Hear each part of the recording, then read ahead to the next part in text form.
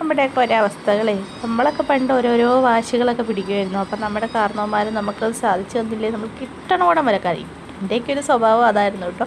ഇപ്പം എനിക്ക് അതിനൊരു എന്താ പറയണേ, റിപ്ലൈ കിട്ടിത്തുടങ്ങിയെന്ന് വേണേൽ പറയാം. കാരണം ഈ ഇരിക്കുന്ന സാധനത്തെ കണ്ടോ, ഈ ഇരിക്കുന്ന നമ്മുടെ അമ്പുടുക്കുഞ്ഞ് കട്ട കലിപ്പിലായിരുന്നു.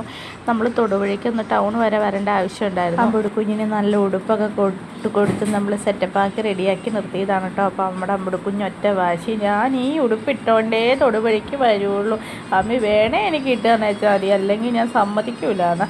പിന്നെ എന്നാ പറയാനാ, ഈ ഒരു കോലത്തിൽ അതവർക്ക് ടൈറ്റായിരുന്നെങ്കിൽ എനിക്കൊരു സന്തോഷമൊക്കെ ഉണ്ടായിരുന്നു. നമുക്ക് തൊട്ട് ഫിറ്റും അല്ലായിരുന്നു കേട്ടോ, കുറച്ച് വലുതായിരുന്നു. ഞാനാണെങ്കിൽ ക്രിസ്മസിന് ഇട്ട് കൊടുക്കാമെന്നൊക്കെ വിചാരിച്ച് ഓൺലൈനിൽ നിന്ന് വാങ്ങിയതായിരുന്നു കേട്ടോ. അവർക്ക് വലുതായതുകൊണ്ടാണ് കേട്ടോ ഞാനാണെങ്കിൽ അവൾക്ക് ഈ ഉടുപ്പിട്ട് കൊടുക്കുക. അത് കഴിഞ്ഞ കൊല്ലം വാങ്ങിച്ച് ക്രിസ്മസ് ഉടുപ്പൊക്കെയാണ് കേട്ടോ അവിടെ കുഞ്ഞിന് ഇട്ട് കൊടുത്തത്.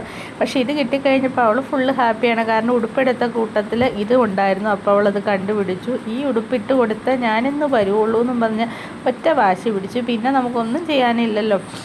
അങ്ങനെ അമ്പുടുക്കുഞ്ഞിന് ഈ ഉടുപ്പൊക്കെ ഇട്ടുകൊണ്ട് ഞങ്ങളൊന്ന് ടൗണ് കറങ്ങിയിട്ട് സ്വർണ്ണക്കടയിൽ ചെന്നിട്ട് ഇരിക്കണ പത്രാസാണ് കേട്ടോ ഈ കാണുന്നത്.